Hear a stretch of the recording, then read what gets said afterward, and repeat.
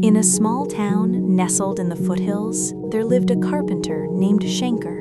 He was known far and wide for his furniture, chairs that seemed to hold you like a mother's embrace, tables that stood firm for generations, cabinets with joints so perfect they looked like magic.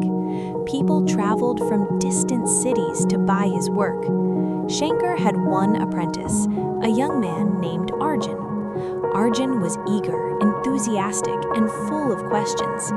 Guruji, how do you make the wood so smooth? Guruji, where did you learn this technique?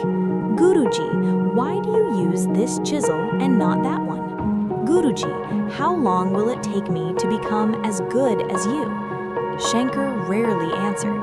He would just smile, raise a finger to his lips, and continue working. Arjun grew frustrated.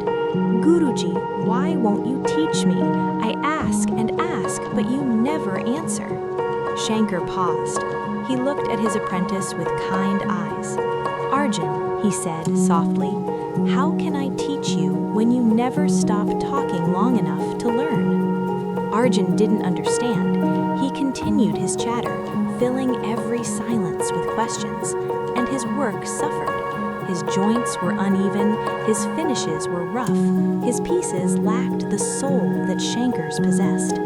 One evening, after a particularly bad day, Arjun sat in the workshop alone. His latest attempt at a chair sat before him, wobbly, ugly, worthless.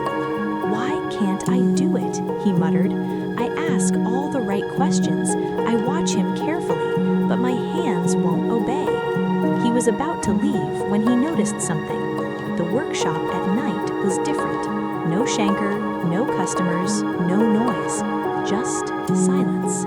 And in that silence, Arjun heard something he had never heard before. The wood. It was creaking softly, settling, breathing. The tools on the wall seemed to hum with potential.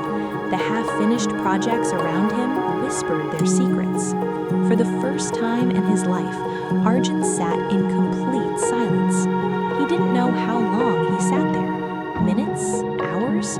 Time seemed different in the silence.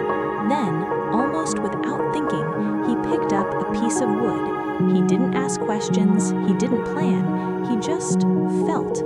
His hands moved. The chisel found its place. The wood yielded exactly where it should. Joints came together with perfect precision. Morning found Arjun still working, surrounded by shavings, a new piece before him. It was a small box, simple, elegant, perfect. Shankar found him there at sunrise. The old master looked at the box, then at Arjun, then at the box again. He picked it up, turned it over in his weathered hands, feeling every surface. Last night, Arjun whispered, I finally stopped talking, and the wood spoke to me. Shankar smiled, the first real smile Arjun had ever seen from him. The wood has always spoken, Shankar said quietly. You just never stopped talking long enough to hear it. From that day, Arjun changed. He still asked questions, but fewer and only when necessary. He spent more time watching, feeling, being silent. His work transformed.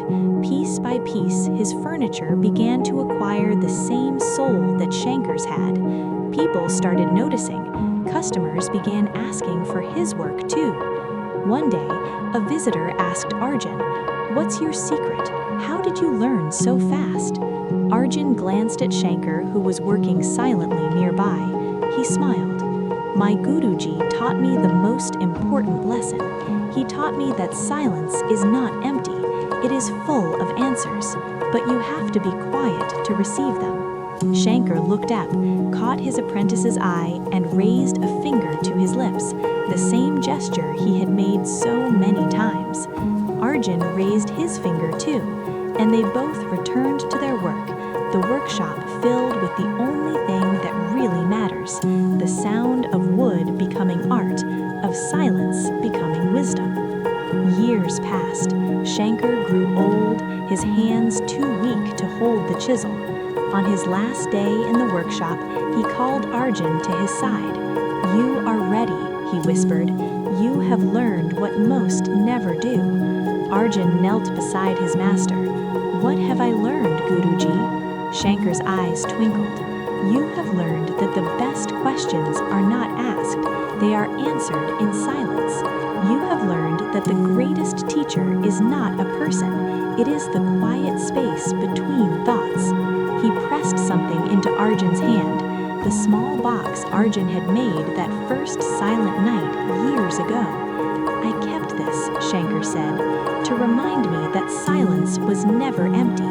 It was just waiting for you to listen." Shankar passed away that night, peaceful, content, and Arjun became the master carpenter of the town, known not just for his beautiful furniture, but for his quiet wisdom. Young apprentices came to him full of questions, and he would smile, raise a finger to his lips, and let them discover what only silence can teach. We live in a world that never stops shouting. Social media notifications, news alerts, endless conversations, inner chatter. We fill every moment with noise, mistaking activity for progress, mistaking talking for learning. But the deepest wisdom cannot be heard over noise. The most profound insights come not from asking more questions, but from sitting quietly with the questions we already have. The best solutions emerge not from frantic searching, but from the calm that comes when we finally stop. Silence is not empty. It is full of answers, but you have to be quiet to receive them. The carpenter's lesson is for all of us. Stop talking, stop asking, stop filling. Just sit, just listen, just be. And in that silence, you will find everything you've been searching for. If this story reminded you to embrace silence in your own life, subscribe to Life Lessons Daily for more wisdom about finding success through stillness. Click the bell for daily reminders that sometimes the most powerful thing you can do is nothing at all. In the comments, share when has silence taught you something that talking never could. Your experience might help someone else learn to listen.